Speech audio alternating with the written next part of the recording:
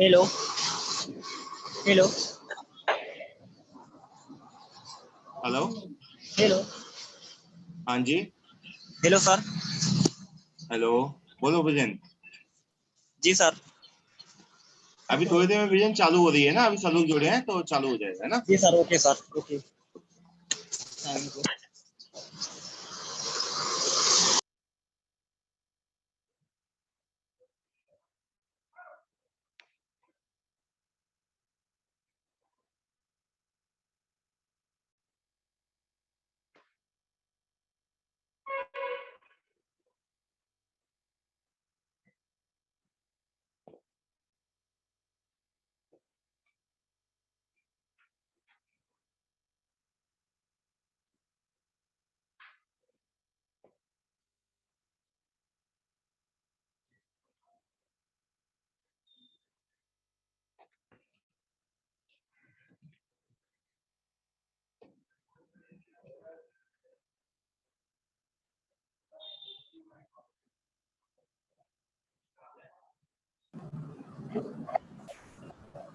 Hi everyone.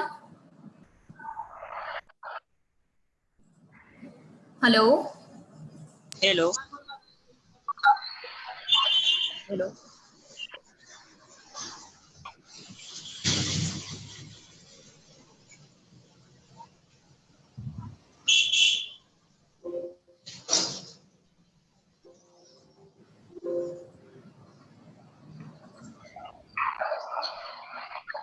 क्या मैं आप लोग को सुनाई दे रही हूँ?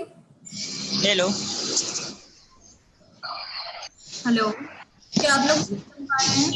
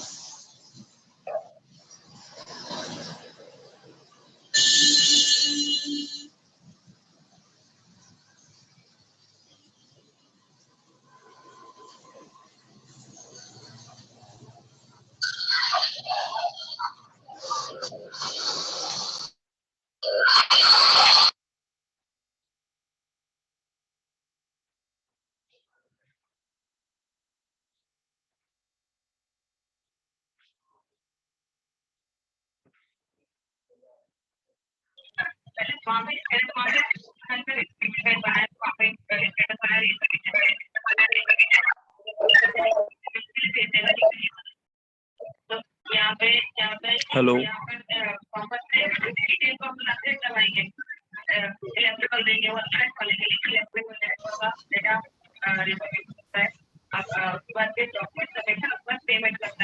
आपको मेरी आवाज सुनाई दे रही है? जी मैम, सुना रही है। मेरी आप सबसे सब लोग सर, आपकी आवाज नहीं मैम आ रही अच्छी। करो साहब। Hello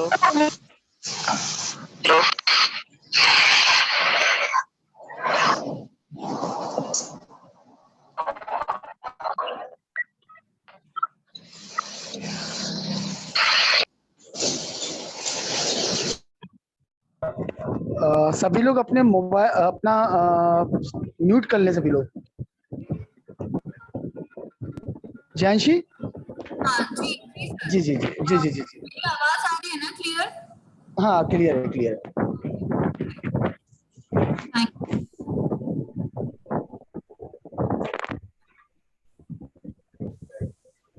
Hi, a very good afternoon everyone. मेरी आप सबसे रिक्वेस्ट रहेगी कि जब तक आपका कोई क्वेश्चन ना हो या हम अपने क्वेश्चन आंसर राउंड को स्टार्ट ना करें, मेरी रिक्वेस्ट है आप सबसे कि आप सब सिर्फ म्यूट पर ही रहेंगे।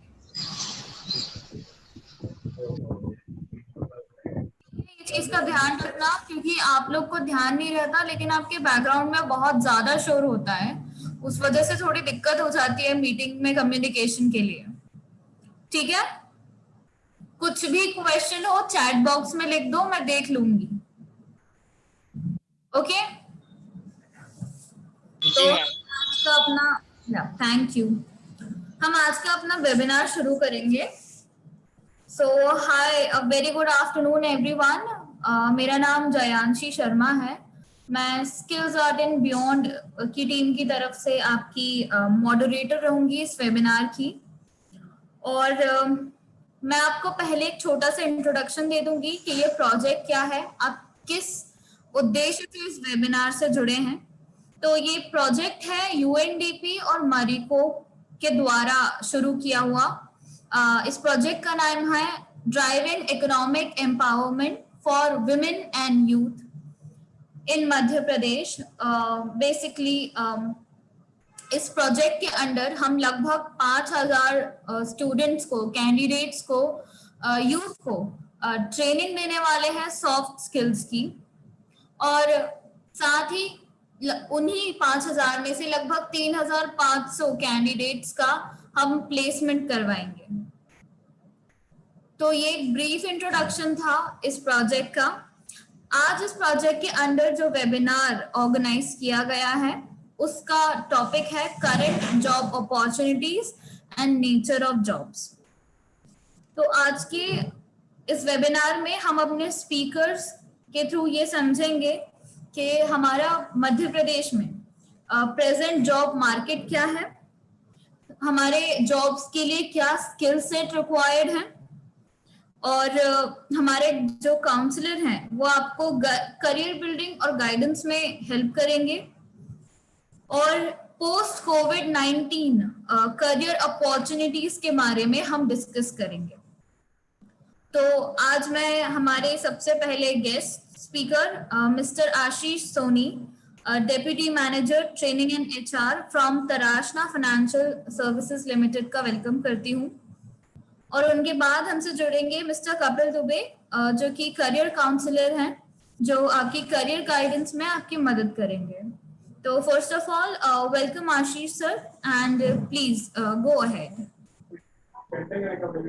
Hi, thank you so much to introduce me.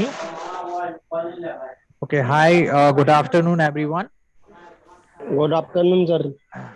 Good afternoon, sir. Good afternoon. My name is Ashish Soni. Okay, and I'm from Madhya Pradesh only. Basically, belong to Sagar district, right? And it's been 10 years of experience I am having in human resource. आप Hindi English दोनों में comfortable हैं या मैं हिंदी में ही बोलूं? Sir better रहेगा कि आप हिंदी में ही बोलें, मतलब या मिक्स लैंग्वेज रखें जैसे कि हम यूजुअली बात करते हैं। या राइट, ओके फाइन। तो for last 10 years I am in human resource, ठीक है, और 3 years being in MP, being from MP I worked 3 years in Rajasthan, or rest of the years I worked in Gujarat, and now for last November I'm in Indore location, ठीक है। तो friends, I belong to microfinance institution which is non-banking financial services sector, ठीक है। तो जिस sector में मैं work करता हूँ वो माइक्रो फाइनेंस इंस्टीट्यूशन में आता है, नॉन बैंकिंग फाइनेंशियल सर्विसेज में, ठीक है। तो मैं थोड़ा आपको ब्रीफिंग दे देता हूँ कि इसमें किस तरीके का जॉब अपॉर्चुनिटीज होती है, और ये एमएफआई क्या होता है, ये नॉन बैंकिंग सर्विस सेक्टर क्या है, ठीक है, और इसमें यूथ के लिए क्या अपॉर्चुनिटीज हैं आने वाली, राइट। तो आप सभी को जैसे पता होगा कि जो भी कंपनी होती है वो किसी ना किसी सेक्टर से बिलोंग करती है, राइट। जैसे कि ऑयल इंडस्ट्री है, या टेक्सटाइल है, या सीमेंट है ना, टेलीकम्युनिकेशन है, एजुकेशन सेक्टर है, right, now days skill development है, ठीक है। बैंकिंग सेक्टर एक अलग है, राइट, इंश्योरेंस एक अलग होता है और नॉन बैंकिंग एक अलग होता है, राइट। तो बैंकिंग की अगर हम बात करें तो बैंक में कौन आता है, बैंक्स आते हैं, राइट, जो भी बड़े बड़े बैंक्स है जैसे कि SBI, axis, ICICI, so on, right. अब दूसरी तरफ भारत देश में ऐसी बहुत सारी जनसंख्या है जिनके पास अभी भी बैंकिंग की सुविधाएं नहीं है, राइट। ऐसे लो इनकम वाले ऐसे बहुत सारे परिवार हैं, महिलाएं हैं जो जिनके बैंक अकाउंट्स नहीं हैं और उनको बैंक्स भी लोन नहीं देती है, राइट। तो एक माइक्रो फाइनेंस सेक्टर है, माइक्रो फाइनेंस मतलब एक सूक्ष्म वित्तीय जिसको बोलते हैं। तो भारत देश में ऐसी बहुत सारी माइक्रो फाइनेंस बेस्ड कंपनियां हैं जो कि रिजर्व बैंक ऑफ इंडिया की गाइडलाइंस पर काम करती हैं। तो पूरा जो माइक्रो फाइनेंस इंडस्ट्री है, राइट, इसमें बहुत सारी कंपनियां हैं, ठीक है, उनकी अलग अलग पॉलिसीज होती हैं। बट भारत देश में जितने भी बैंक्स हैं या माइक्रो फाइनेंस कंपनियां हैं उनके नियम निर्धारित किए गए हैं, उनकी गाइडलाइंस निर्धारित की गई हैं और इसकी जो रेगुलेटरी बॉडी होती है वो रिजर्व बैंक ऑफ इंडिया होती है, ठीक है। तो बेसिकली अगर मैं अपनी कंपनी की बात करूं जिसका नाम है तराशना फाइनेंशियल सर्विसेज लिमिटेड, जो कि satin credit care group limited की ग्रुप ऑफ कंपनी है, ठीक है। सैटिन क्रेडिट केयर का 4 कंपनियां हैं जिसमें से एक कंपनी का नाम तराशना फाइनेंशियल सर्विसेज लिमिटेड है, ठीक है। तो बेसिकली ये कंपनी का ऑब्जेक्टिव क्या है, करती क्या है। माइक्रो फाइनेंस में भी बहुत सारे लोन्स आते हैं, ठीक है। ये कंपनी बेसिकली JLG मॉडल पर काम करती है। JLG मॉडल मतलब कि ज्वाइंट लायबिलिटी ग्रुप, जिस आप लोगों ने, आप सभी मोस्ट ऑफ द कैंडिडेट्स अगर आप ग्रामीण क्षेत्र से होंगे तो आपने देखा होगा एक ग्रुप लोन चलता है, समूह लोन चलता है ना, जहाँ पे कंपनी आती है और महिलाओं का समूह बनाती है, उनको लोन देती है। तो ये कोई पर्सनल लोन नहीं होता। इसका पर्पस क्या होता है कि एक मिनिमम ग्रुप बनाना जो कि कंपनी की रिक्वायरमेंट के ऊपर डिपेंड करता है कि कंपनी 8 महिलाओं का ग्रुप बनाएगी या 10 का या 12 का या 15 का, ठीक है, और उस ग्रुप को लोन दिया जाता है। तो लोन का पर्पस क्या होता है, लोन का पर्पस पर्सनली लोन नहीं होता, बिल्कुल नहीं होता। उद्देश्य ये होता है कि उनको एक आर्थिक सहायता पहुंचाई जाए ताकि वो पैसा अपने बिजनेस में लगाएं। तो भारत देश में ऐसी बहुत सारी महिलाएं हैं, लो इनकम वाली महिलाएं हैं, परिवार हैं जो अपना खुद का बिजनेस, छोटा मोटा धंधा जो भी है वो चालू करना चाहते हैं, ठीक है, जिनको लोन नहीं दे सकती बैंक, उनको माइक्रो फाइनेंस में एलिजिबिलिटी होती है, ऐसी महिलाएं। तो बेसिकली ये जो कंपनी है केवल महिलाओं को ही प्रोत्साहित करती है, उनको ही लोन देती है। तो हमारे यहाँ पे हम जो रिक्रूटमेंट करते हैं, ठीक है, तो जो कैंडिडेट्स को हम रिक्रूट करते हैं मिनिमम 12th पास या ग्रेजुएट या अंडर ग्रेजुएट, और उसमें भी बहुत सारी पोस्ट होती हैं, ठीक है। और जिस पोस्ट पे हम हायरिंग करते हैं, जैसे किसी को माइक्रो फाइनेंस का एक्सपीरियंस है तो उसको हम अपर ग्रेड पर ले लेते हैं, सीनियर एग्जीक्यूटिव लेवल पर या एरिया मैनेजर पर या ब्रांच मैनेजर पर या डेप्यूटी रीजनल मैनेजर का, है ना। तो इस तरीके से जो हायरार्की होती है, सपोज किसी कोई फ्रेशर है तो फ्रेशर को हम एग्जीक्यूटिव लेवल पर ले लेते हैं और उसका एक प्रमोशन का एक क्राइटेरिया अलग होता है, ठीक है। तो और हम हमेशा एम्प्लॉय को कंपनी के पेरोल पर ही रखते हैं, किसी थर्ड पार्टी पेरोल पे नहीं रखते हैं, ऑन रोल कंपनी के पेरोल पर ही रखते हैं, परमानेंट बेसिस पर, ठीक है, और सैलरी बेस पर रखते हैं। तो एम्प्लॉय को जो हम लोग बेनिफिट देते हैं वो देते हैं, सबसे पहले तो उसकी हर महीने की पे स्लिप्स आती है, सैलरी बैंक अकाउंट्स में आती है, ठीक है। उसके अलावा प्रोविडेंट फंड की फैसिलिटी होती है, प्रोविडेंट फंड के अलावा ESIC मेडिकल की फैसिलिटी होती है, ठीक है, और time to time company promotions देती है एज पर द परफॉर्मेंस, ठीक है। और ग्रेचुटी जो 5 इयर्स की सर्विस कंप्लीट होने के बाद दिया जाता है वो कंपनी देती है। एंड इंसेंटिव्स वगैरह फील्ड पर जो हम वर्क करते हैं तो इंसेंटिव्स वगैरह अलग से, राइट। तो ये बेसिकली मैं बात करता हूँ। तो इसमें अपॉर्चुनिटीज क्या है, अपॉर्चुनिटीज इसमें ये है, पंचम भैया सबसे पहले तो जो लोग फाइनेंस के बारे में अपना करियर फाइनेंस में आगे बढ़ाना चाहते हैं, ठीक है, फ्यूचरिस्टिकली, तो आप कोई भी संस्थान या आप अपने खुद ही स्किल डेवलपमेंट वाले संस्थान से जुड़े होंगे जहाँ पे फाइनेंस की थोड़ी वो नॉलेज भी दी जाती होगी। आजकल बहुत सारे कोर्सेज हैं स्किल डेवलपमेंट में भी, जैसे कि सेल्स है, मार्केटिंग है ना, और रिटेल का कोर्स भी आता है, फाइनेंस का भी आता है, बेसिक्स कंप्यूटर के भी आते हैं। तो बेसिकली जिसका टेक्निकल कंप्यूटर भी है ना, कंप्यूटर भी है, और प्लस आपका ग्रेजुएशन यदि हो जाता है, किसी का बीकॉम है और कंप्यूटर भी है, तो हम क्या तेरा करते पापा कहाँ हैं, है? मोस्ट ऑफ द कंपनीज क्या तेरा करती हैं, पापा कहाँ? आप ये म्यूट कर लो, ये नंदलाल गौर, आप म्यूट कर लो, है ना, म्यूट कर लो, ठीक है। तो बेसिकली हमें कौन कौन सी स्किल्स की जरूरत होती है? सबसे पहले तो आप एजुकेशन तो लेते ही हो, 10th एंड 12th की मार्कशीट होती है।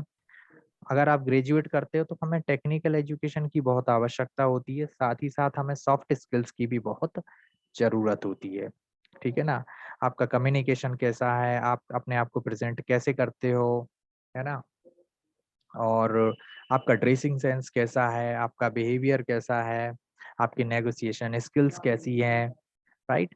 तो केवल एजुकेशन और ट्रेनिंग ले लेने से ही आपकी वैल्यू नहीं बढ़ती, वो केवल एक सर्टिफिकेशन हो जाता है कि भाई ठीक है, ये कैंडिडेट है, ठीक है, इसकी ये ट्रेनिंग या एजुकेशन हुई है, तो ये काम के लायक हो सकता है, ठीक है। तो एक टैग मतलब एक एंट्री वाला पास मिल जाता है, ठीक है ना।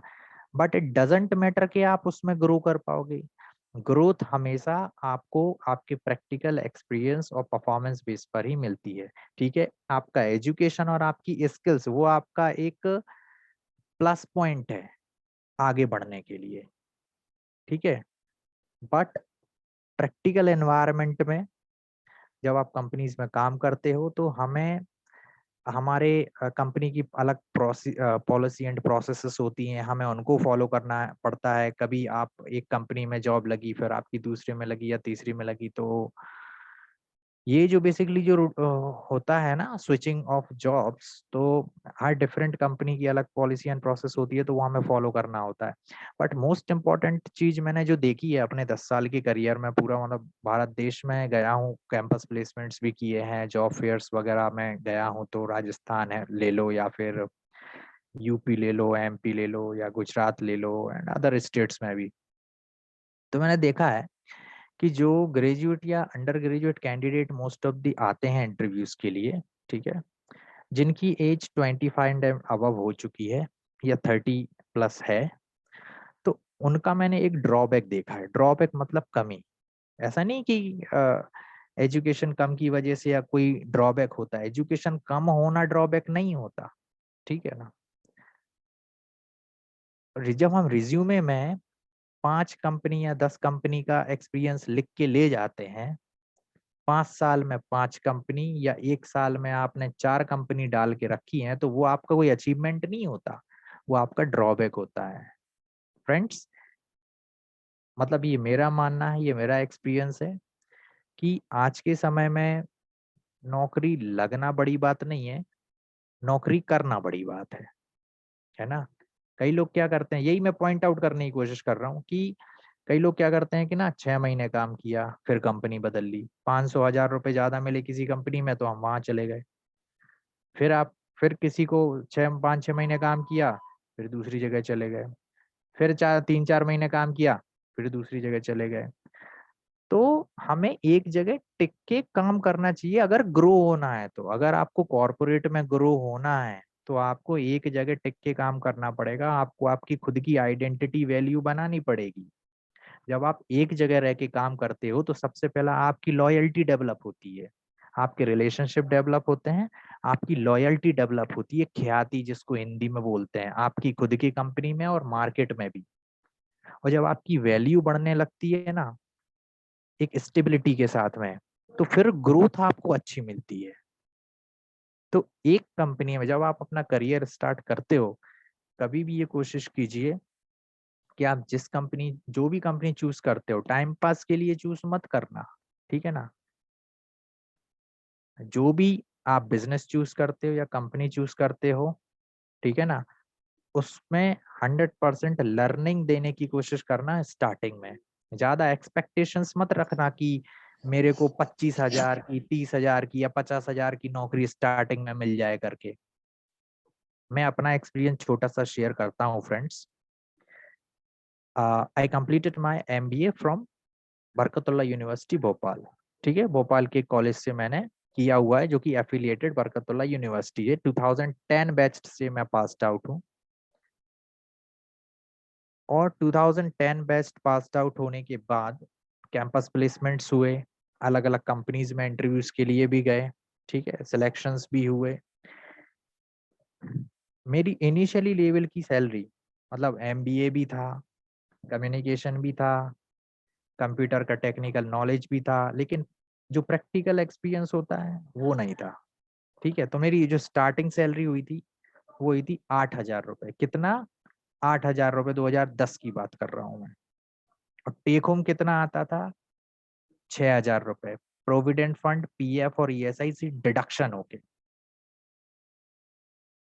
लेकिन मैंने उस समय ये नहीं देखा कि मेरी सैलरी कितनी है। आई जस्ट लुक्ड कि कंपनी कौन सी है, मुझे अच्छी पोस्ट दी गई है, उसमें मुझे सीखना है और फिर मैं ग्रो करूंगा। तो जब मुझे एक्सपीरियंस हुआ, मुझे प्रैक्टिकल एक्सपीरियंस हुआ, काम करने का मुझे अनुभव मिला, तो मैं उसी कंपनी में मैं 6 महीने में ग्रो कर गया। मेरी 6 महीने में ही मेरी सैलरी कंपनी ने बढ़ाई और मुझे प्रमोट भी किया। और इंदौर लोकेशन मुझे दिया गया। फिर इंदौर लोकेशन में मैंने काम किया 11 महीने एक ब्रांच में।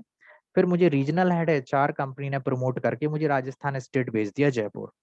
And I was open to the every kind of location. मतलब कि एक समय था कि हम ओपन थे हर लोकेशन पे जाने के लिए। कभी अपने आप को रेस्ट्रिक्ट नहीं किया कि अरे यही नहीं जाना, यहाँ नहीं जाना, वहां नहीं जाना, इस लोकेशन पे काम नहीं करूंगा, उस लोकेशन पे काम नहीं करूंगा। तो ये जो तराजू के जैसे हम जो तौलते हैं ना जॉब को, तो वो आदमी कभी आगे नहीं बढ़ पाता। अपनी कंफर्ट के हिसाब से जो हम जॉब देखते हैं वो आदमी कभी आगे नहीं बढ़ पाता। जो सीखने के हिसाब से, लाइफ में ग्रो करने के हिसाब से जो आगे बढ़ता है वो उतना कंफर्ट नहीं देखता। तो हमें अपने कंफर्ट जोन से बाहर आना पड़ता है।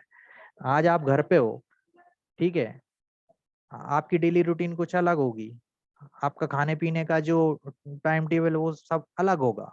जब आप जॉब में आते हो, चाहे वो बैक ऑफिस की जॉब हो, चाहे वो फील्ड की जॉब हो, ठीक है ना, तो हमें अपने आप को ढालना होता है। हमें ये नहीं देखना पड़ता कि फिर हम मुझे इतने बजे खाना मिलेगा कि नहीं मिलेगा। मतलब काम फिर वो सर्वोपरि होता है, काम सर्वोपरि होता है। चलो मैं आज ही का एग्जांपल देता हूँ। मैं सुबह से बैठा हूँ, अभी मेरी एक वीसी थी, 3 बजे मुझे कनेक्ट होना था, तो आज सुबह से ही मैंने खाना नहीं खाया।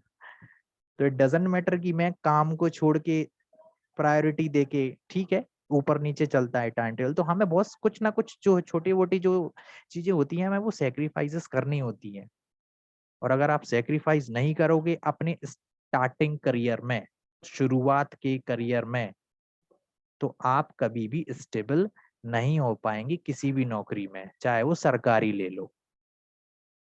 एक पुलिस वाला भी होता है, सरकारी नौकरी वाला भी, उसका भी कोई टाइम टेबल नहीं होता। कहने को सरकारी नौकरी है, लेकिन संडे की भी छुट्टी नहीं होती, कभी भी 12 बजे उठ के काम करना पड़ता है। तो रिस्क लेने होते हैं, सेक्रीफाइसेस स्टार्टिंग लेवल में करने होते हैं, और फिर हमें आदत हो जाती है और हम ग्रो करते हैं और फिर हमें मजा आने लगता है उन्हीं सब चीजों में, राइट।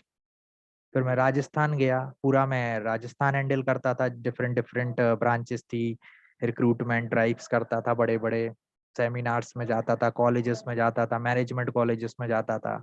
और फिर धीरे धीरे करके सैलरी मेरी बढ़ती गई। फिर 3.5 साल में राजस्थान में रहा, फिर कंपनी ने मुझे प्रमोट करके फिर मुझे गुजरात भेज दिया। फिर मैं अहमदाबाद गया। अहमदाबाद में, गुजरात मैंने कभी नहीं देखा था, फर्स्ट टाइम मैंने ट्रांसफर लेके गया वहां पे। और 5 साल मैंने गुजरात में सरवाइव किया। फिर 2016 में मैंने कंपनी चेंज की, फिर मैं माइक्रो फाइनेंस में आया। जिस सेक्टर की मैं बात कर रहा हूँ, माइक्रो फाइनेंस। तो 5 साल जब मैंने नौकरी स्टार्ट करी, 5 साल में एक ही कंपनी में काम किया, और ये दूसरी कंपनी है मेरी 10 साल में। तो जब हम एक जगह रह के काम करते हैं तो हम ग्रो ज्यादा करते हैं। लोग सोचते हैं कि अरे यार, मतलब 3 साल हो गए अभी सैलरी नहीं बढ़ी ठीक से। ठीक है, ग्रोथ के लिए हमें कभी ना हमारे पर्सनल डिसीजंस होते हैं जो हम अगर हमें ग्रोथ नहीं मिलती एक जगह, अगर हमें एक जगह रह के ग्रोथ नहीं मिलती है तो वो हमें फिर हमें चेंजेस करना होते हैं। अगर ग्रोथ मिलती है हमें एक जगह और ग्रोथ है तो हमें स्टेबल होके जॉब करना चाहिए। और अभी जो आजकल का जो ये समय चल रहा है कोरोना वाला, तो इसमें मैं ये मानता हूँ अगर आप लोगों में से कुछ एक्सपीरियंस लोग भी यदि बैठे हो तो मैं मतलब मेरा ये पर्सनल सजेशन है कि इस समय ज़्यादा जो है प्रैक्टिकल नहीं करना है चाहिए। अगर पेंडेमिक जैसी सिचुएशन है, कोरोना जैसी सिचुएशन है, तो हमें ज़्यादा प्रैक्टिकल नहीं करना चाहिए। आप जहाँ हैं वहाँ सर्वाइव कीजिए। मार्केट जब बहुत अच्छा ओपन होगा, जब और भी अपॉर्चुनिटीज आएंगी और भी सैलरीज आएंगी, ठीक है ना, तो उस समय आप जो है उसको एफर्ट मार के आप उसको चेंज कर सकते हैं। ठीक है, एक कहीं ना कहीं ग्रोथ के लिए हमें बदलाव की भी जरूरत है, बट मोस्ट इम्पोर्टेंट ये होता है कि हम जिस जॉब में हैं हमें उसमें से हमने क्या सीखा। आपने कंपनी में समय दिया लेकिन हमने पर्सनली लेवल पर क्या डेवलप किया अपने आप में, राइट? तो ये कुछ चीजें हैं जो I just shared my experience with you, right? तो आई होप कि आप बोर नहीं हो रहे हो। अच्छा, किसी को बोर तो नहीं लग रहा है यहाँ पे? No sir. Okay, good. अगर आप बोर नहीं लग रहा है तो ये बहुत अच्छी बात है। तो मैम, तो this was the briefing from my side, right? And एक बस छोटी सी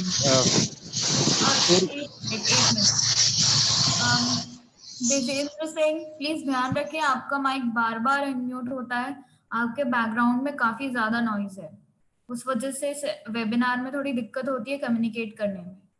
तो आप सभी से मेरी रिक्वेस्ट थी कि अपने माइक को म्यूट रखना कंपलसरी है, ठीक है?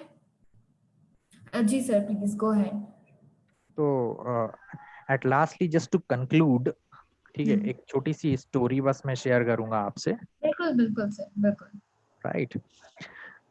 तो फ्रेंड्स, ये मतलब मेरे किसी सीनियर्स ने मुझे बताई थी, ठीक है, और मैं फिर लोगों को बताता हूँ। कुछ ऐसी चीजें होती हैं कि मतलब it's very important to know, जो हमें डायरेक्टली समझ में नहीं आती बट हमें ना एक स्टोरी से समझ में आती है, राइट? तो फ्रेंड्स, ऐसी बहुत बहुत पुरानी स्टोरी है।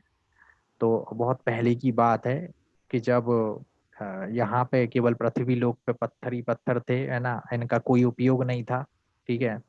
तो भगवान के मन में एक विचार आया कि देखे बहुत सारे पत्थर डले हुए हैं अलग अलग प्रकार के, जिनका कोई उपयोग नहीं है, जिनका कोई यूज नहीं है। तो उनके मन में एक चीज आई कि इनका यूज करने के लिए, ताकि इनको लोग जाने पहचाने, इनकी एक पहचान हो, इनकी एक वैल्यू बढ़े, तो भगवान के मन में विचार आया कि क्यों ना इस पत्थरों की मूर्ति बनाया जाए, ठीक है। तो भगवान नीचे आए पृथ्वी पे, पत्थर के पास गए, पत्थर से पूछा कि मैं चाहता हूं कि आपकी एक सुंदर सी प्रतिमा बनाऊं मेरे जैसी। अभी आपको कोई नहीं जानता पहचानता, आपको कोई अभी कोई वैल्यू नहीं है, लेकिन मैं चाहता हूं कि एक अच्छी सी सुंदर सी प्रतिमा बनाने पर लोग आपकी पूजा करेंगे। तो सुनने में बड़ा अच्छा लगता है, तो वो एग्रीड हो जाता है, ठीक है भगवान मैं तो तैयार हूँ। भगवान बोले ऐसा ही नहीं होगा कि मैं चुटकी बजाऊंगा तो जादू हो जाएगा करके और तुम शेप में आ जाओगे, ऐसा नहीं होगा। बोले जितना समय लगता है उस समय तुम्हें देना पड़ेगा, और तुम्हारे शरीर को बहुत असहनीय दर्द होगा, बहुत कष्ट होगा जब मैं तुम्हें हथौड़े से मारूंगा, पीटूंगा, घिसूंगा, तो वो कष्ट को सहन करना पड़ेगा कुछ समय के लिए। तो वो घबरा जाता है भाई, और वो मना कर देता है, नहीं नहीं मैं तो ऐसे ही ठीक हूँ, अपने कंफर्ट जोन में ही ठीक हूँ मैं तो अपने। तो वो मना कर देता है। भगवान बोलते हैं ठीक है भाई। तो दूसरे के पास जाते हैं, दूसरे से भी यही पूछते हैं कि भाई तुम्हारी मैं मूर्ति बनाना चाहता हूँ ताकि लोग तुम्हें जाने पहचाने, तुम्हारी वैल्यू हो। तो सुनने में बड़ा अच्छा लगा। फिर भगवान ने वही चीज बोली कि भाई जितना समय लगता है उतना समय देना पड़ेगा, और आपके शरीर को असहनीय कष्ट होगा कुछ समय के लिए। तो वो भी डर जाता है। तो ऐसे बहुत सारे पत्थरों के पास जाते हैं, तो पहले तो हाँ बोल देते, फिर बाद में मना कर देते हैं, राइट? तो फिर एक पत्थर के पास जाते हैं, लास्ट में वो पत्थर रहता है संगमरमर का, मार्बल का पत्थर। उससे भी सेम चीज पूछते हैं, वो एग्रीड हो जाता है। तो भगवान पूछते हैं कि भाई सोच लो, बहुत कष्ट होगा तुम्हारे लिए भाई। तो बोलते कोई दिक्कत नहीं है, कुछ समय की बात है, फिर आगे आने वाली जो मेरी लाइफ है वो तो अच्छी रहेगी। भगवान बोलते ठीक है भाई, तुम्हारी मर्जी। तो उसकी एक सुंदर सी प्रतिमा बनाते हैं भगवान, और उस सुंदर सी मूर्ति बना के एक ऊंचे से पहाड़ पे ले जाके उसको स्थापित कर देते हैं, और उसके चारों तरफ मंदिर बना देते हैं। और उसके बाद पता क्या होता है, जिन पत्थरों ने मना किया था भगवान के लिए कि मैं आपको समय नहीं दे सकता, आप जो बोलोगे वो मैं नहीं कर सकता, ठीक है ना, तो भगवान ने क्या किया, उन सभी पत्थरों की सीढ़ियां बना दी उस मूर्ति तक पहुंचने के लिए।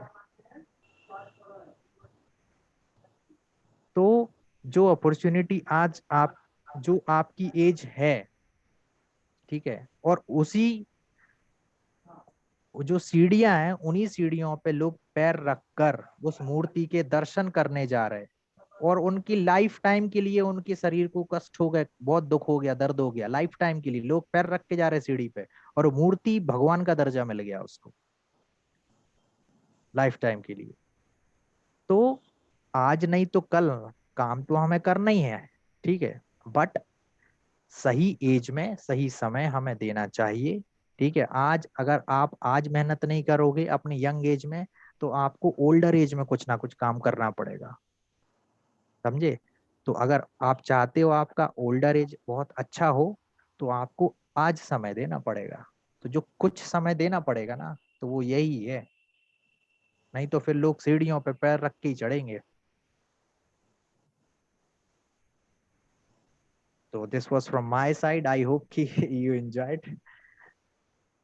Okay. जी So सर, ma'am, बिल्कुल। thank you so much. To give me opportunity to participate with all the in front of candidates, right? So now आप मुझे input दे सकती हैं कुछ भी। सर जी काफी सर, अच्छा लगा सर आपके बारे में। मैं वही कहना चाह रही थी कि अच्छा आपको लगा सुनकर सर सुन के। बहुत अच्छा लगा, और मतलब आपने खासकर जो लास्ट में स्टोरी सुनाई, तो मुझे लगता है कि वो ऐसा कॉन्टेक्स्ट था, रेफरेंस था, कि उसके आगे मुझे नहीं लगता कि किसी के मन में कोई डाउट रह जाएगा कि उन्हें अपने जॉब की अपॉर्चुनिटीज को कितना नापने तोलने की जरूरत है, खास करके जब वो फ्रेशर्स हैं, उनके पास कोई एक्सपीरियंस नहीं। Right. तो sir thank you so much, और मुझे बहुत अच्छा लगा आपको सुनकर, और मुझे लगता है कि Welcome, ma'am. हमारे सभी कैंडिडेट्स भी इस बात से एग्री करेंगे Welcome, कि welcome, आपने welcome. जिस भी तरीके से अपनी बात रखी वो बहुत साफ और स्पष्ट शब्दों में थी।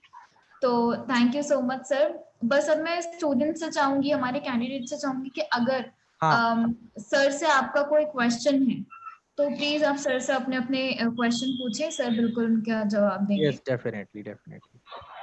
हेलो सर, तो गुड आफ्टरनून सर। कैंडिडेट्स अगर आपका कोई, हाँ, अपना नाम प्लीज आप बता दें। My name is Mohammad Izmam Siddiqui. Okay.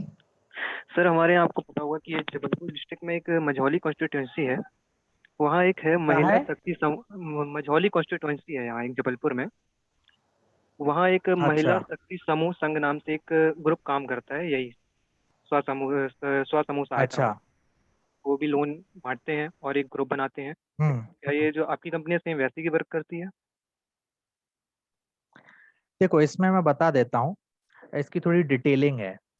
जो ग्रुप लोन की हम बात कर रहे हैं, ठीक है ना, तो बहुत सारी ऐसी माइक्रो फाइनेंस कंपनी है जिनके अलग अलग बिजनेस मॉडल होते हैं, ठीक है। तो सहायता समूह की जो आप बात कर रहे हो वो एक अलग कॉन्सेप्ट हो गया, मतलब एक सिमिलर कॉन्सेप्ट है, मिलता जुलता, लेकिन वो कॉन्सेप्ट एक अलग है, ठीक ओके, है।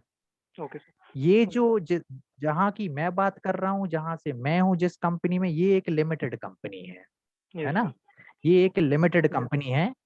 और जहाँ पे पर्पस महिलाओं को ये होता है लोन देने का कि वो जो पैसा दिया गया है वो अपने बिजनेस में लगाएं, और यस सर। उसका पैसा इंटरेस्ट विद इंटरेस्ट कंपनी को पे करें, यस सर। ठीक है ना।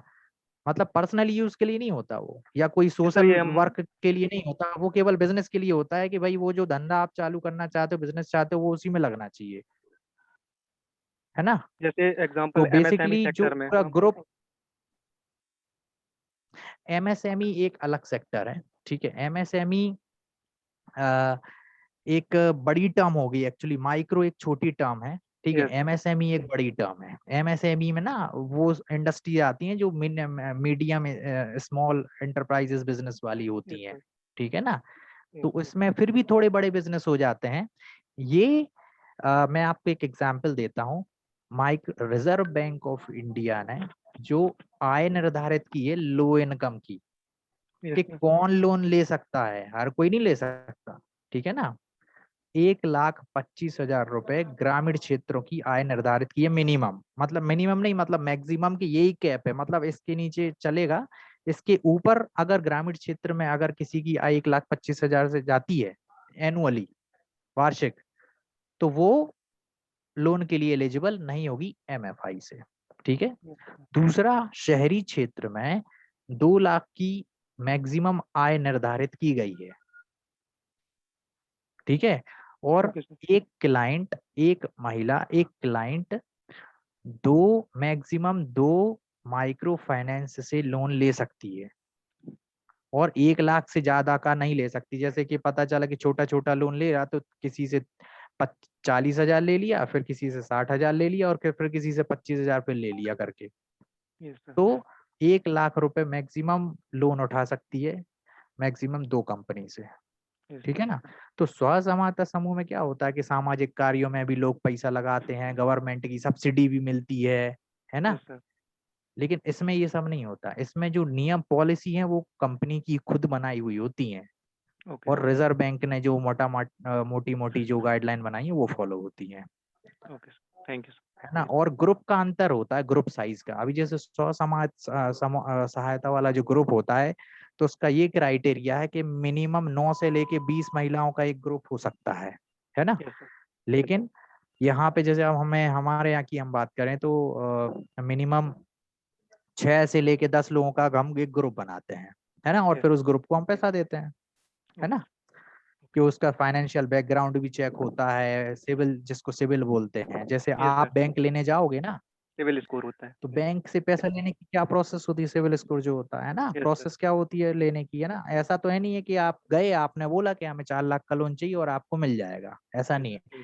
थर्ड पार्टी वेरीफाई करेगी, आपका घर वेरीफाई करेगी, पूरा सिविल वेरीफाई होगा, आप डिफॉल्टर तो नहीं हो, है ना। तो वो पूरी प्रोसेस हम भी फॉलो करते हैं, है ना। And it is a proper company, एक लिमिटेड कंपनी है, जहां पर हम एम्प्लॉय को अपने पेरोल पर रखते हैं, सैलरी बेस पर रखते हैं, ठीक है ना। और अदर बेनिफिट्स भी देते हैं जो मैंने स्टार्टिंग में बताए थे, पीएफ, ESICN, सब कुछ, है ना। Thank you. ये हम यहाँ पे किसी को भी हम टेम्पररी बेसिस पर नहीं रखते हैं, या पार्ट टाइम बेसिस पर नौकरी हम नहीं देते हैं, परमानेंट बेसिस पर फुल टाइम ही जॉब देते हैं, ठीक है ना। Okay sir, thank you. ये है। और हमारे ऑफिस जो हैं वो जो कॉर्पोरेट ऑफिस है वो गुरुग्राम में है, और अलग अलग रीजनल ऑफिसेस हैं अलग अलग स्टेट्स में, राइट। मध्य प्रदेश की अगर मैं बात करूं तो हमारे 3 रीजनल ऑफिसेस हैं, एक इंदौर में जहां पर मैं खुद बैठता हूं, एक भोपाल में है, और एक जबलपुर में है, राइट। तो एक रीजनल ऑफिस के अंडर में 20 ब्रांचेस आती हैं, और अलग अलग ब्रांचेस में रिक्वायरमेंट हमारी निकलती है, अलग अलग ब्रांचेस में हमारी रिक्वायरमेंट निकलती है, ओके। तो हम वॉक इन इंटरव्यू रखते हैं अपने रीजनल ऑफिस में, हम एडवर्टीजमेंट फ्लो करते हैं, और जिसको इंटरव्यू देना होता है हमारे रीजनल ऑफिस आता है, या हमें रिज्यूमे भेजता है, या हम टेलीफोनिकली इंटरव्यू ले लेते हैं, या हम वीडियो कॉल के थ्रू इंटरव्यू ले लेते हैं, और फिर हम सिलेक्शन करते हैं, ऑफर लेटर भेजते हैं, फिर ज्वाइनिंग कराते हैं, और ब्रांच ज्वाइनिंग करवाते हैं after training, okay, right. Thank you. तो ये है एलैबोरेशन। एनीवन एल्स, अगर मतलब कोई कुछ पूछना चाहता है? किसी का कोई और क्वेश्चन आशीष सर के लिए?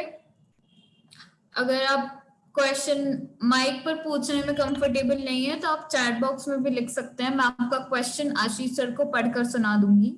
हाँ भाई। Yes ma'am. मतलब सैलरी कितनी रहती है सर उसमें, basic salary? Just a minute ना। हेलो। हाँ, भार्गव सर ने आपका क्वेश्चन सुन लिया है, वो रिप्लाई दे रहे हैं आपको। देखो, अगर कोई फ्रेशर है, जी बेसिकली सर। कंपनी रेसिडेंस देती है, रहने की व्यवस्था देती है, ठीक है, रहने की व्यवस्था देती है, और जो एम्प्लॉयज 5 से 6 लोगों का जो स्टाफ है वो एक ब्रांच में रहता है। पूरी एक 2 BHK जैसा पूरी प्रॉपर्टी होती है एक ऑफिस की, जहाँ पे खाने की व्यवस्था भी रहती है, सुबह शाम खाना बनाने वाली भी आती हैं, और एक रूम रहने के लिए, और बाकी ऑफिस एरिया में जाता है, right.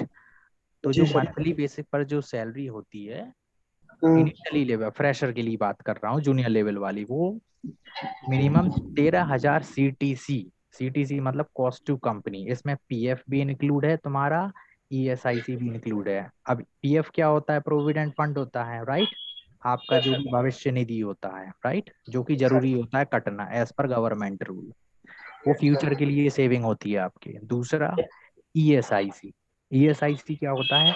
Employ state insurance corporation, employ state insurance corporation, ठीक है ना, जो कि एक चिकित्सा सुविधा होती है, मेडिकल फैसिलिटी होती है, वो भी आपकी PF और ESI से हमारी सैलरी में से डिडक्शन होता है। तो ये टेक होम जो सैलरी है, जो हमारे बैंक अकाउंट में सैलरी आती है, यहाँ पे बैंक अकाउंट में डायरेक्टली सैलरी आती है, और पे स्लिप्स भी हर महीने मिलती है, ठीक है।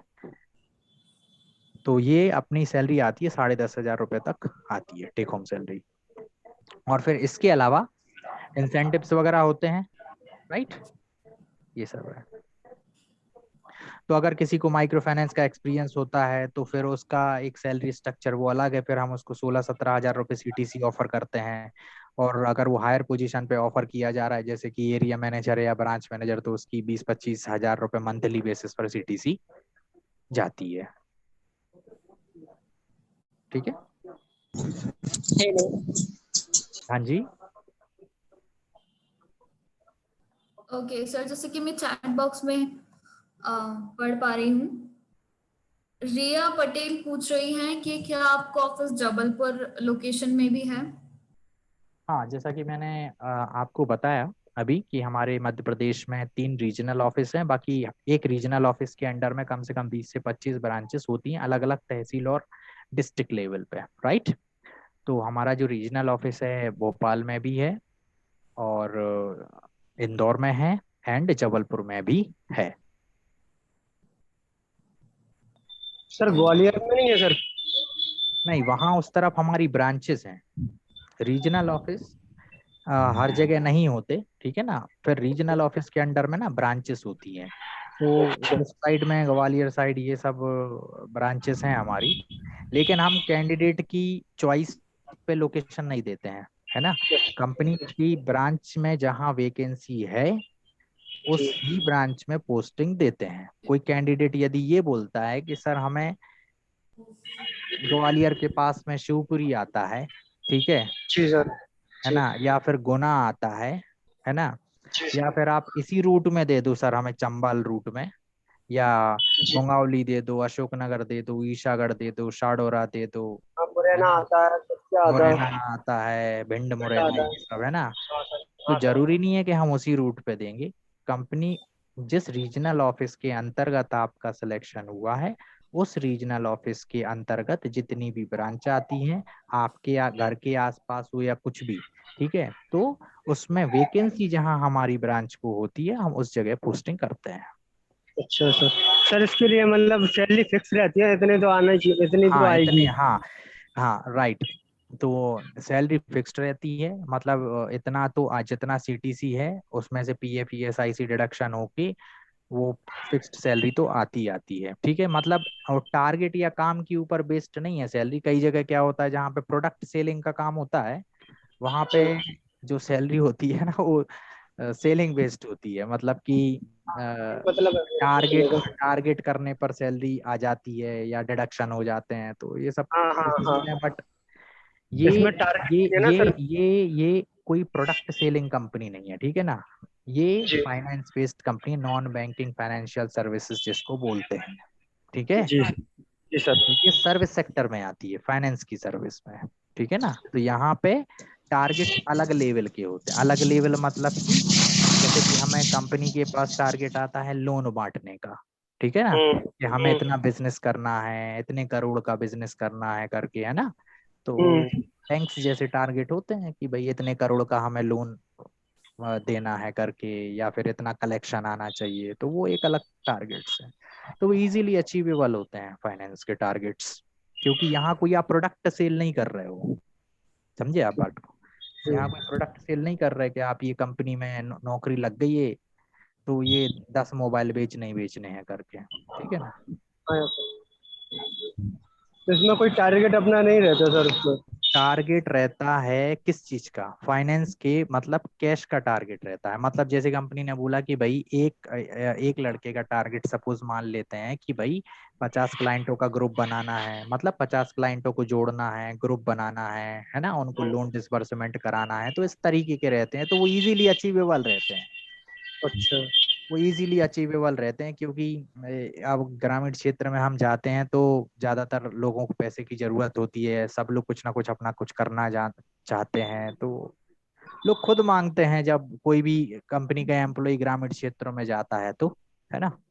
जी सर, जैसे कि अपन लोन ले लेते हैं सर।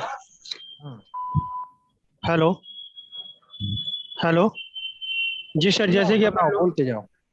जैसे कि सर अपन लोन ले लेते हैं, मतलब 1 लाख रुपए ले लेते हैं सर, तो उसका मतलब ब्याज लगता है सर, ब्याज लगा के लौटाना पड़ता है सर?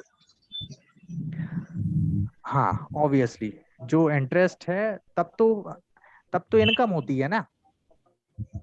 हाँ नहीं, जैसे कि सर मैंने आपसे 1 लाख रुपए ले लिए सर, आप कंपनी के एम्प्लॉय हो, हाँ, तो मैंने 1 लाख रुपए ले लिया आपने किसी एम्प्लॉय से नहीं, आपने कंपनी से लिया, ठीक है। हाँ सर। आप मान लो कंपनी के क्लाइंट हो, हमने आपको अप्रोच किया, आप बोले हाँ हम एग्रीड है, ठीक है, तो आपको इंटरेस्ट आपको पे करना पड़ेगा, उसका पे करना पड़ता है, उसकी किस्तों के डे होते हैं। जैसे आप बैंक से लोन लेते हो तो बैंक क्या बोलती है कि भाई इतने तारीख की आपकी किस्त चालू हो जाएगी, है ना। हाँ मतलब इतने तो मतलब हाँ, तो हर महीने ब्याज, जो किस्त होती है वो ब्याज सहित वो पैसा देना होता है। और जैसे कि सर बैंकों की कमाई क्या होती है, बैंकों की अर्निंग क्या होती है? बैंकों की अर्निंग यही होती है, बैंक लोन देती है और इंटरेस्ट लेती है, वही अर्निंग है। उसी प्रकार माइक्रो फाइनेंस कंपनी जो कि ग्रुप लोन में काम करती है, महिलाओं को लोन देती है, उनका भी यही होता है, मतलब वो ब्याज लगता है उसका, है ना। मतलब कितना ब्याज लगता है सर? वो अलग अलग है, अभी मैं डिस्क्लोज नहीं कर सकता इस प्लेटफॉर्म पे, क्योंकि वो प्रोडक्ट अलग, भार्गव, मतलब उसका आई एम डिटेलिंग रियली आप सॉरी उसका टू डिटेलिंग इंटरप्ट, लेकिन हम यहाँ पे सिर्फ अभी जॉब अपॉर्चुनिटीज के बारे में डिस्कस करने वाले हैं। अगर आपको जॉब के इतना इंसाइटफुल डिटेल्स चाहिए तो फिर उसके लिए आप हम क्या कर बाद में सकते हैं। कांटेक्ट कर सकते हैं, ग्रुप में अपने क्वेश्चंस छोड़ सकते हैं, जो व्हाट्सएप ग्रुप है। मैं कपिल सर से रिक्वेस्ट करूंगी कि हमारे व्हाट्सएप ग्रुप की लिंक चैट बॉक्स में पोस्ट कर दें। हाँ, आप और लोग उस ग्रुप से जुड़ जाइए, जो क्वेश्चन आप मेरे ड्रॉप करिए कपिल सर से पूछिए क्वेश्चन। अगर उनको लगता है कि हाँ आपका क्वेश्चन का जवाब आप वो सर से ले सकते हैं आपके लिए, तो बिल्कुल वो सर से आपसे कांटेक्ट करके उसका आंसर दे देंगे। सर वैसे मेरे को ज्वाइनिंग करने के लिए क्या करना है? देखिए हमारे इंटरव्यूज चलते रहते हैं, ठीक है। जी सर। भोपाल रीजनल ऑफिस में भी इंटरव्यू चलते हैं, इंदौर लोकेशन पे भी चलते हैं, जबलपुर पे भी चलते हैं, ठीक है। वो सर तो इंदौर लोग आपको इंटरव्यू के लिए आपको हमारे रीजनल ऑफिस आना पड़ेगा, ठीक है। तो मैम अगर हमें शेयर करना है, suppose from my side if I want to share regional offices या जो मैनेजर हैं उनके कांटेक्ट डिटेल्स, तो can we share here? No sir, no sir. हमारे मतलब आपके और हमारे बीच one point of contact Kapil sir और गिरीश सर ही रहेंगे। तो कैंडिडेट्स को कपिल ट्रेनिंग इनकी जो होगी सॉफ्ट स्किल्स की, वो ट्रेनिंग कंप्लीट करने के बाद ये कपिल सर और गिरीश सर से कांटेक्ट में आएंगे और उनके थ्रू ये आप लोगों से जो प्लेसमेंट्स का होगा वो। हाँ राइट, ठीक है। तो कैंडिडेट्स जो भी यहाँ पे पार्टिसिपेंट्स जुड़े हुए हैं, ठीक है, जॉब करने के लिए आपको जो सर हैं आपके जो प्लेसमेंट का देखते हैं, आप उनसे संपर्क कीजिएगा। तो सर के पास मेरा कांटेक्ट नंबर, मेरी ईमेल आईडी, रीजनल ऑफिस के एड्रेस सब कुछ अवेलेबल है, ठीक है ना। तो आप उनसे संपर्क करके आप हमसे जुड़ सकते हैं डायरेक्ट, ओके सर, है ना। और फिर और कैंपस प्लेसमेंट्स भी होते हैं, सपोज की 10 लोग हैं जॉब के लिए इंटरेस्टेड हैं, तो आप संपर्क करोगे, एक बैच बनाया जाएगा, फिर उसका हम इंटरव्यू लेंगे अलग से, राइट। जी sir. Thank you sir. Okay, okay Thank you, किसी sir. और का कोई क्वेश्चन आशीष सर के लिए? आई थिंक सर काफी लोग अब क्लियर हैं थॉट्स में कि क्या आपका सेक्टर है, आप क्या जॉब्स ऑफर करने वाले हैं और क्यों उनको अपने जॉब्स को लेकर अब ज्यादा सोचने की, विचार करने की जरूरत है। तो जैसे कि मैं देख पा रही हूँ, कैंडिडेट्स को इन्फॉर्म कर दूं कि कपिल सर ने ग्रुप की लिंक शेयर कर दी है, व्हाट्सएप ग्रुप की। इस ग्रुप से आप लोग जुड़ जाइए, इसी के थ्रू आपको आपके सारे प्लेसमेंट्स के अपडेट मिलेंगे। साथ ही कपिल सर ने अपना नंबर शेयर कर दिया है, तो कोई डाउट हो, कोई क्वेश्चन हो तो आप उनसे डायरेक्टली भी कांटेक्ट कर सकते हैं। और इसी के साथ Ashish sir, thank you so much हमसे जुड़ने के लिए, अपना वेलकम नॉलेज, अपना एक्सपीरियंस शेयर करने के लिए। Welcome ma'am, welcome. Have a great day, sir. So thank you so much and same to you and best of luck all of you. Okay, and had a great career ahead. Yeah. Thank you, sir. Yeah. Thank you so much, sir. Welcome. So Okay. ma'am, can I disconnect? Yeah, sure. If you want to, you can. Okay, fine. Thank you, sir. For Okay. as of now, I'm muting myself, right? That would be really great. Yeah, right. Yeah. Okay. Now I invite Kapil sir. Kapil sir, आप लोगों की career counseling करेंगे आप। तो Kapil sir, over to you.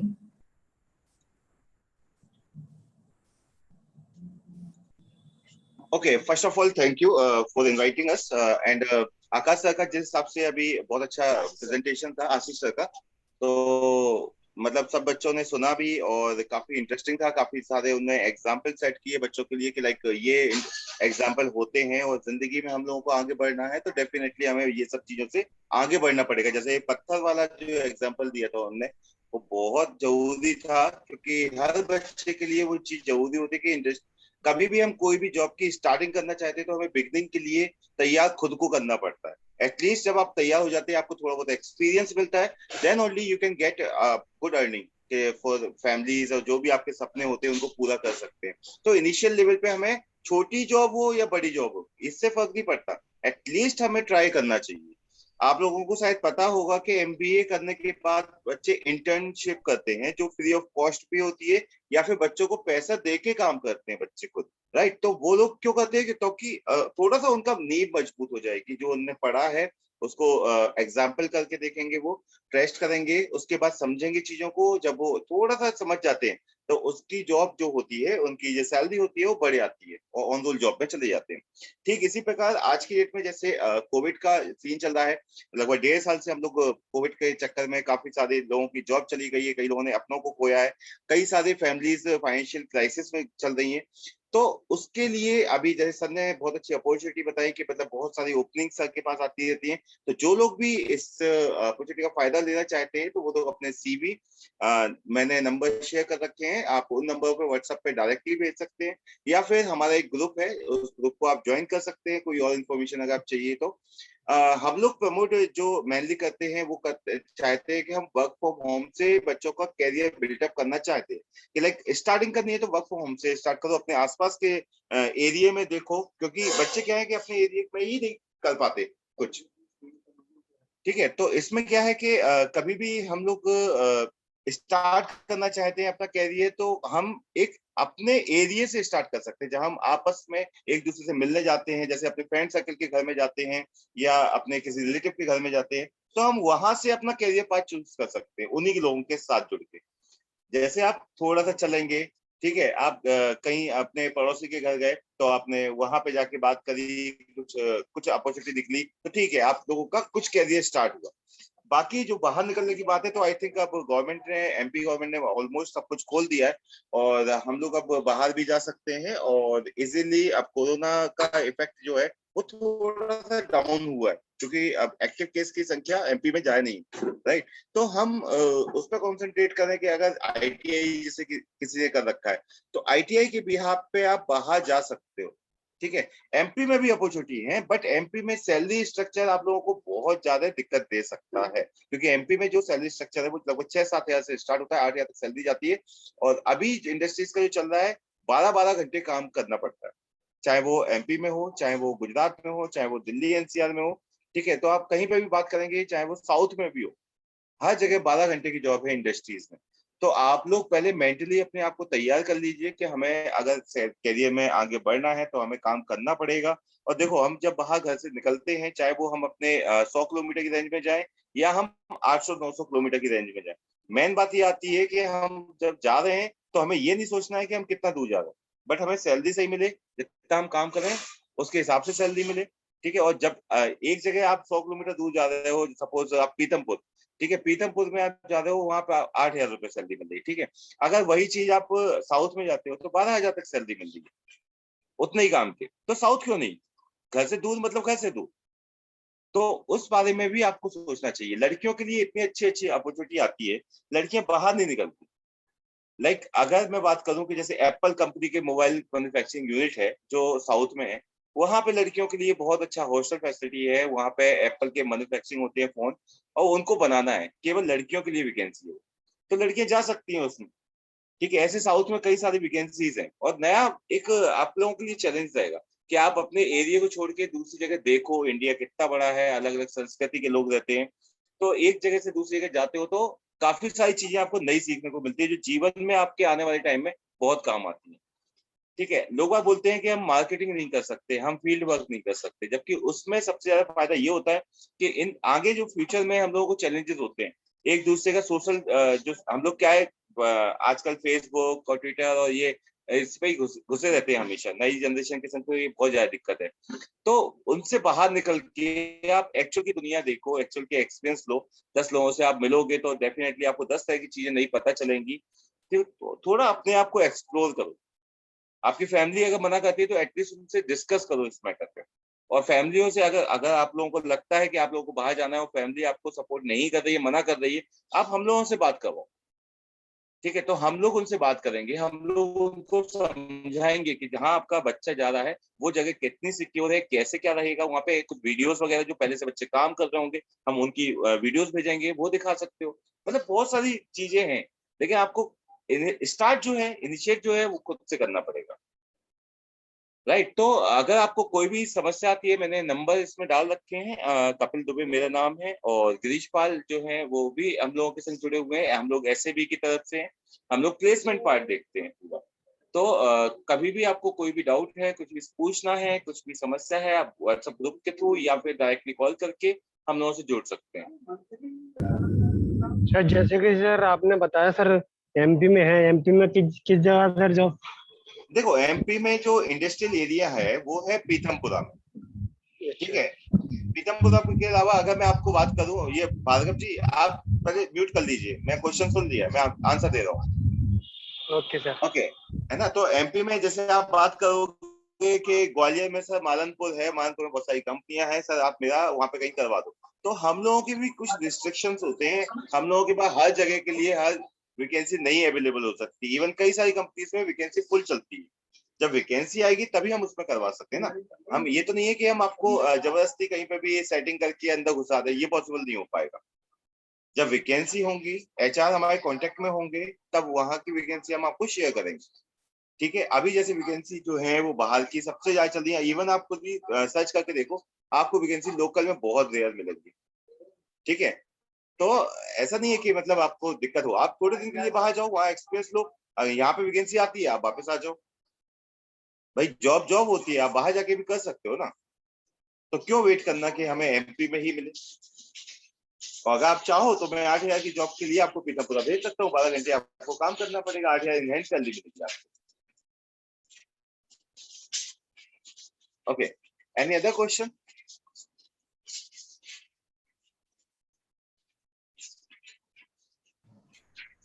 किसी candidate का कोई question Kapil sir से?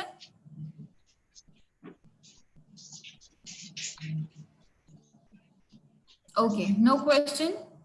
तो क्या हम अपने वेबिनार को आगे बढ़ाएं? हाँ जयंत जी, मैं वही कहना चाह रहा हूँ कि आप अपना कंटिन्यू कर लीजिए, मैं साइन ऑफ कर लेता हूँ। आपकी जो ट्रेनिंग प्रोग्राम है आप उसको कंटिन्यू कर लीजिए। बाकी जो बच्चे यहाँ पे आए, मैं सबसे बोलूंगा कि ये ट्रेनिंग प्रोग्राम जो है वो आप लोगों के लिए बहुत बहुत ज्यादा इफेक्टिव होने वाला है, क्योंकि जॉब के इंटरव्यू से रिलेटेड आपको चीजें बताई जाती हैं, आपका पर्सनालिटी ग्रूमिंग के लिए बताई जाती है कई सारी चीजें, आप कैसे एचआर से इंटरेक्ट करना है, क्या एक प्रोसीजर होता है एक रिज्यूमे सेंड करने का। इवन कई लोगों को ये नहीं पता रहता है बायोडाटा रिज्यूमे या सीवी में डिफरेंसेस क्या होते हैं। तो यहाँ पे इस ट्रेनिंग में आपको बहुत सारी चीजें नई सीखने को मिलने वाली है। और ये ट्रेनिंग सेशन जो रहेगा ज्यादा से ज्यादा 1 घंटे का रहता है। कल आपका 1 घंटा रहेगा और अभी आधा पौन घंटे की ट्रेनिंग अभी होगी। तो आप लोग जुड़े रहिए और बहुत अच्छी चीजें आपको फ्री ऑफ कॉस्ट में आपको यहाँ मिलने वाली है। ठीक है, और मैं सबसे आशा करूंगा कि जितने ज्यादा हम लोग चाहते हैं कि हम मैक्सिमम बच्चों को एम्प्लॉयमेंट ऑफर करें। और जैसे अभी आशीष सर ने जिस टाइप के बताया कि आशीष सर के पास अपॉर्चुनिटी है, तो डेफिनेटली कई सारे बच्चे हो सकता है इंटरेस्टेड हो, तो आप मुझे अपने सीवी, और लेकिन उस सीवी में आपकी तरफ से ये भी लिखा होना चाहिए कि आप किस सेक्टर के लिए बात कर रहे हो। कई लोग क्या है कि अपना बायोडाटा भेज देते हैं, बट हमें ये नहीं पता कि वो बायोडाटा किस प्रोफाइल के लिए। तो आपको जब भी आप कभी बायोडाटा भेजें तो आप ये जरूर मेंशन करें, सर ये मेरा बायोडाटा है, मेरा नाम ये है, मेरी क्वालिफिकेशन ये, एक छोटा सा नोट डाल दें, और मैं सर इस फील्ड के लिए इंटरेस्टेड हूँ एमपी में, पर्टिकुलर पूरे एमपी